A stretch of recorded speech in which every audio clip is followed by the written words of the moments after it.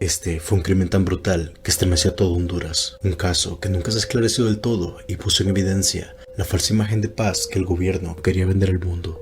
En 1991, la llamada reconciliación nacional avanzaba. Honduras estaba saliendo de lo que hoy se conoce como la década perdida, en la cual el país estuvo militarizado, donde hubo todo tipo de abusos de poder por parte del ejército y casi cero control civil. Muchos de estos crímenes jamás se investigaron.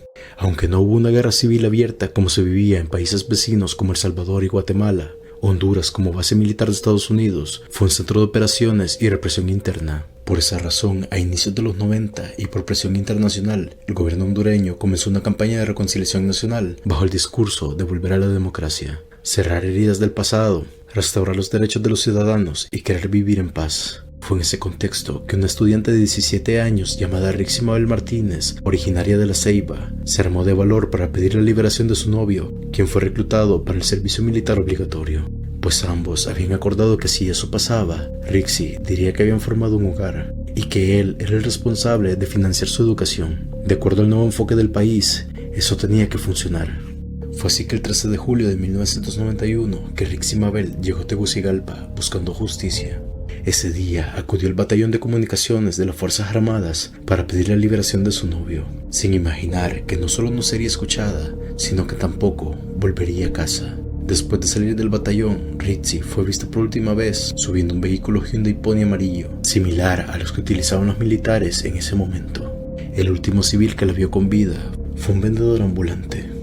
2 días después, el 15 de julio de 1991, el país despertó con una noticia que lo cambiaría todo. El cuerpo de Rixi fue encontrado en una hondonada en Tegucigalpa, un lugar profundo y de difícil acceso que se conocía por ser utilizado para abandonar cuerpos.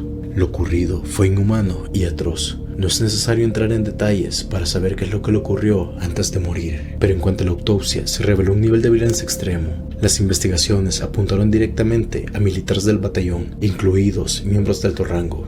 Sin embargo, desde el inicio, el proceso estuvo marcado por irregularidades, retrasos inexplicables y evidente encubrimiento. Existían pruebas de ADN correspondientes a al menos 4 personas, pero al final solo una fue llevada a juicio. Los verdaderos responsables, en su mayoría, quedaron en libertad.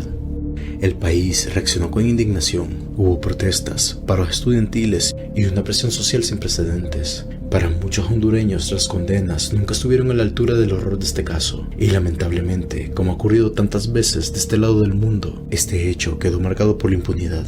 Recordarlo hoy es necesario para evitar que algo parecido vuelva a ocurrir.